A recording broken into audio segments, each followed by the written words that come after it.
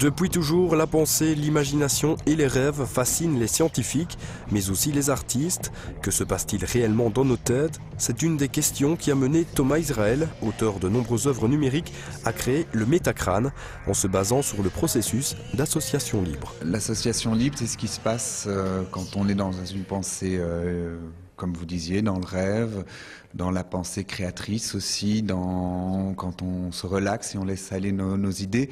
De nouvelles associations viennent, on associe plus librement les images, les sons, les odeurs, et ça m'intéresse très fort car c'est une pensée très créatrice. Une pensée créatrice que l'auteur tente de matérialiser avec son installation. Une structure de 3,50 m de haut sur 3 mètres de diamètre qui renferme un écran sphérique sur lequel des images sont projetées à 360 degrés. Ces vidéos sont accompagnées par un son qui se déplace grâce à 5 baffles disposés autour du crâne. Et le tout est piloté par un ordinateur programmé spécialement pour l'œuvre. L'ordinateur va associer tous mes films en fonction de leurs caractéristiques, de couleur, de luminosité, de vitesse.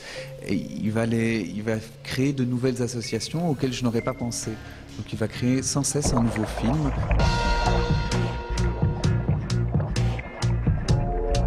Et ce nouveau film qui ne s'arrête jamais prend sa source dans près de 1000 séquences réalisées par Thomas Israel lui-même au cours de ces dernières années. Cette œuvre est donc en quelque sorte une représentation du vrai cerveau de l'artiste avec ses propres souvenirs qui prennent ici un sens nouveau grâce à la machine. Souvent ça me fait plaisir parce que je me dis « Oh tiens, ça je l'aurais bien fait ». Je suis content de voir des choses qui s'associent que je n'aurais jamais mis ensemble parce que je les ai tournées à 5 ans d'intervalle par exemple. Ou des musiques qui viennent très bien s'associer à quelque chose que j'avais filmé précédemment, qui lui donne tout d'un coup un nouveau sens. Moi, c'est comme ça je vais arrêter de travailler. La machine va travailler à ma place, c'est parfait. La machine devient créatrice.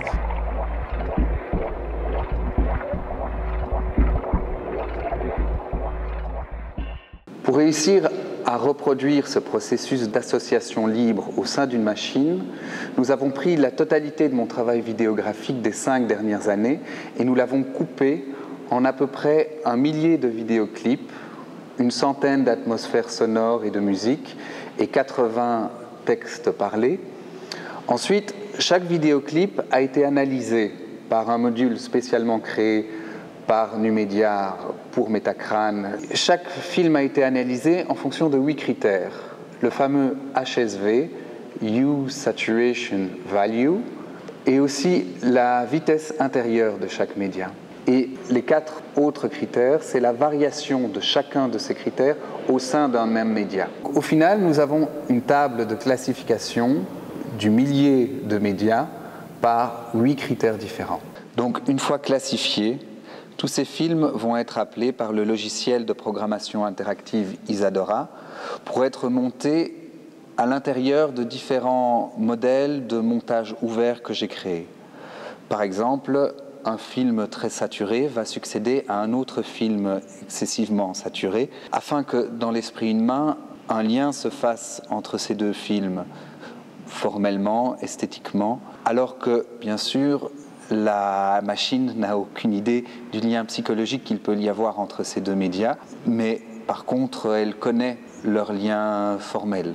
Au sommet du crâne, il y a une petite caméra infrarouge qui, liée à 2 projecteurs infrarouges qui projettent au pied du crâne, permettent à Isadora de déterminer exactement le nombre de visiteurs présents dans le crâne, leur positionnement dans le crâne, ainsi que s'ils sont statiques ou en mouvement. Ces données vont permettre de modifier le montage vidéo ainsi que le déplacement du son.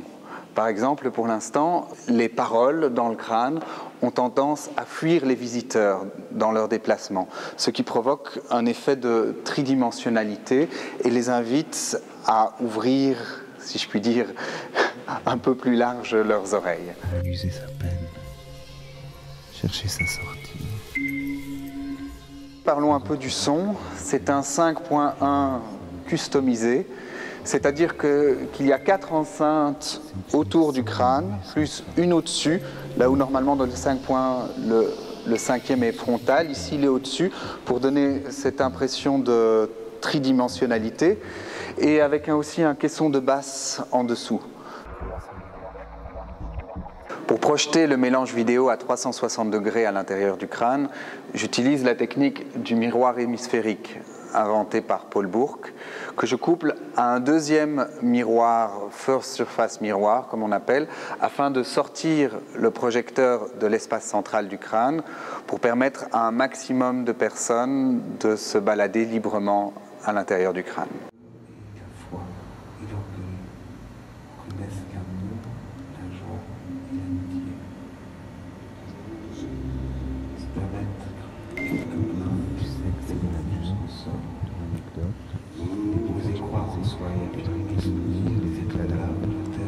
Nostalgie légère ou grave, un peu d'amour de soi. Adoré. Toi. Haranguer avec spontanéité, cajoler son orthographe. Castagne tes breloques, bouffe tes économies. Calvaut ton confort et éclate tes persiennes. Ramène ta meuf.